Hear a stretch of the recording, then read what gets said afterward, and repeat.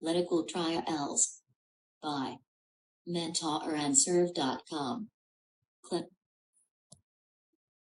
Clinical trials are a set of procedures in medical research conducted to allow safety and efficacy data to be collected for health interventions.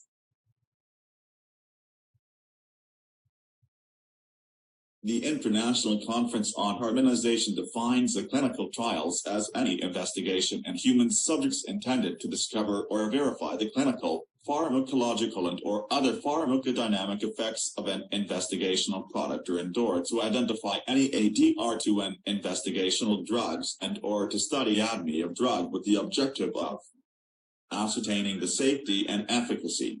This is also termed as randomized control trial. One way of classifying clinical trials is, in an observational study, the investigators observe the subjects and measure their outcomes.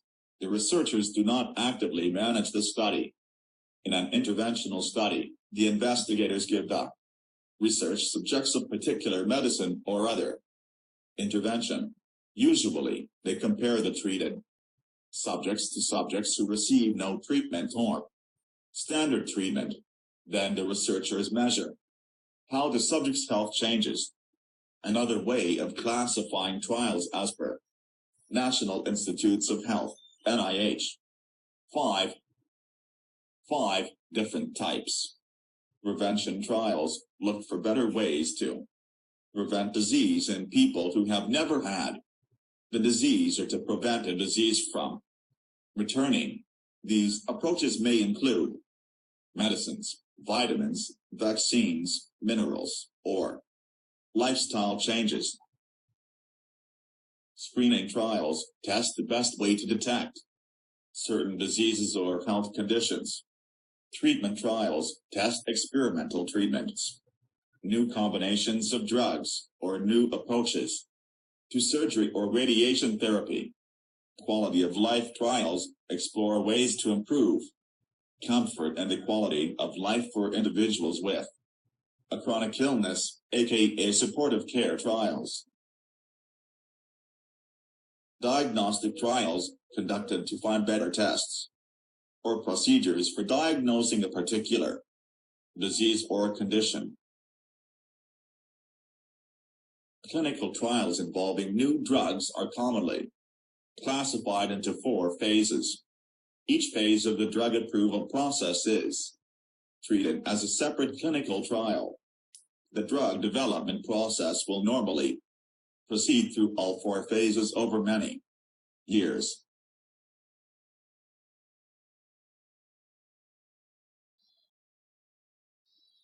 If the drug successfully passes through phases 1, 2, and 3, it will usually be approved by the National Regulatory Authority for use in the general population.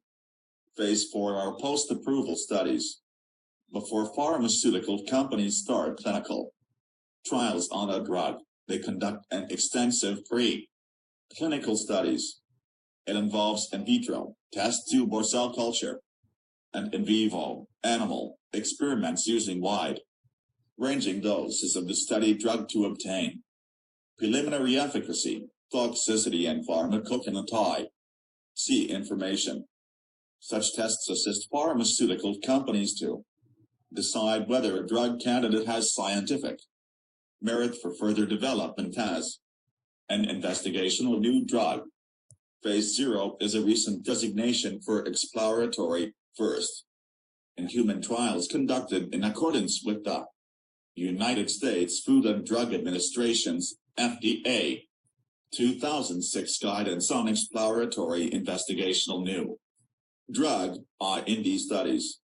Phase 0 trials are also known as human microdosing studies and are designed to speed up the development of promising drugs or imaging agents by establishing very early on whether the drug or agent behaves in human subjects as was expected from preclinical studies. Phase I trials are the first stage of testing in human subjects. Normally, a small 2,100 group of healthy volunteers will be selected.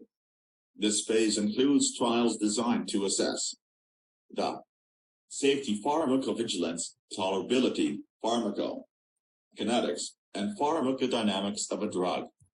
These trials are often conducted in an inpatient clinic where the subject can be observed full-time. The subject who receives the drug is usually observed until several half-lives of the drug have passed.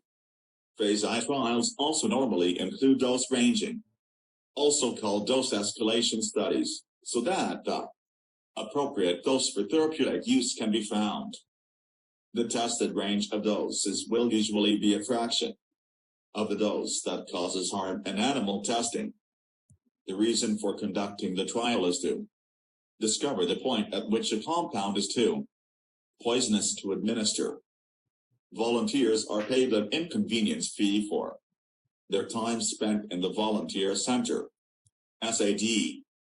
Single ascending dose studies are those in which small groups of subjects are given a single dose of the drug, while they are observed and tested for a period of time. If they do not exhibit any adverse side effects, and the pharmacokinetic data is roughly in line with predicted safe values, the dose is escalated and a new group of subjects is then given a higher dose. This is continued until pre-calculated pharmacokinetic safety levels are reached or intolerable side effects start showing up, at which point the drug is said to have reached the maximum tolerated dose. MTD, MAD. Multiple ascending dose studies are conducted to better understand the pharmacokinetics and pharmacodynamics of multiple doses of the drug. In these studies, a group of patients receives multiple low doses of the drug, while samples of blood and other fluids are collected at various time points and analyzed to acquire information on how the drug is processed within the body. The dose is subsequently escalated for further groups up to a predetermined level. Food effect. A short trial designed to investigate any differences in absorption of the drug by the body caused by eating before the drug is given. These studies are usually run as a crossover study, with volunteers being given 2 identical doses of the drug while fasted and after being fed. Once the initial safety of the study drug has been confirmed in Phase I trials, Phase II trials are performed on larger groups, 2,300, and are designed to assess how well the drug works, as well as to continue Phase I safety assessments in a larger group of volunteers and patients. When the development process for a new drug fails, this usually occurs during Phase II trials, when the drug is discovered not to work as planned or to have toxic effects. Phase II studies are sometimes divided into Phase I and Phase IIB. Phase II is specifically designed to assess dosing requirements, how much drugs should be given. Phase IIB is specifically designed to study efficacy, how well the drug works at the prescribed doses. Some trials combine Phase I and Phase II and test both efficacy and toxicity. Phase III studies are randomized, controlled multi-center trials on large patient groups, 300 to 3,000 or more depending upon the disease, medical condition studied, and are aimed at being the definitive assessment of how effective the drug is in comparison with current gold standard treatment. Because of their size and comparatively long duration, Phase III trials are the most expensive, time-consuming, and difficult trials to design and run, especially in therapies for chronic medical conditions. It is common practice that certain Phase III trials will continue while the regulatory submission is pending at the appropriate regulatory agency.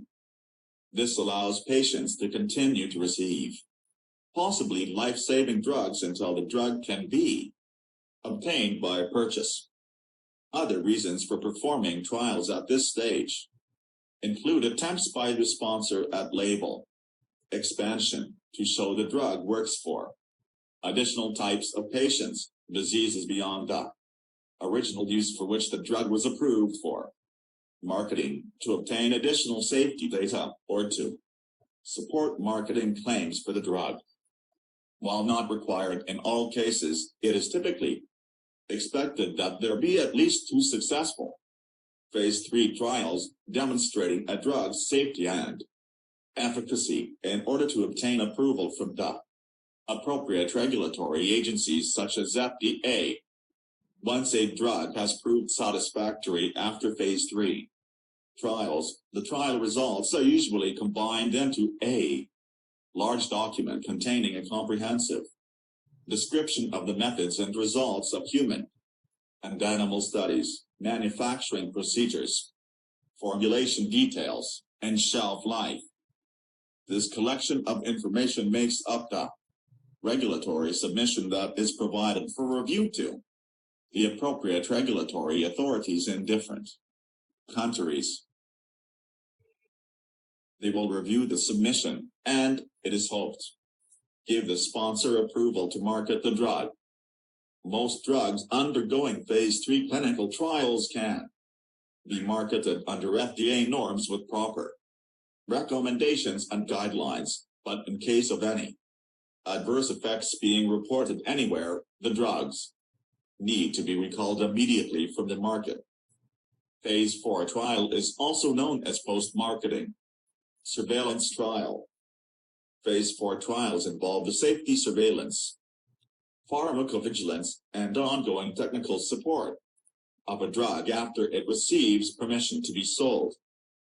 Phase 4 studies may be required by regulatory authorities or may be undertaken by the sponsoring company for competitive finding a new market for the drug or other reasons. For example, the drug may not have been tested for interactions with other drugs or on certain population groups such as pregnant women who are unlikely to subject themselves to trials.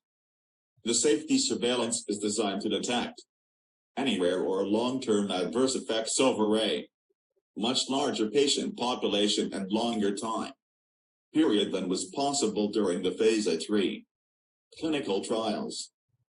Harmful effects discovered by phase 4 trials may result in the drug being no longer sold or restricted to certain uses. Examples involve cerebrastatin, brand names Bacolan, Lipoba, Troglydzone, Resilin, and Rofecoxib, Vioxx.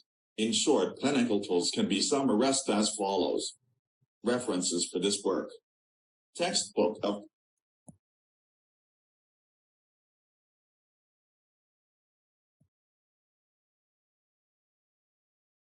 preventive and social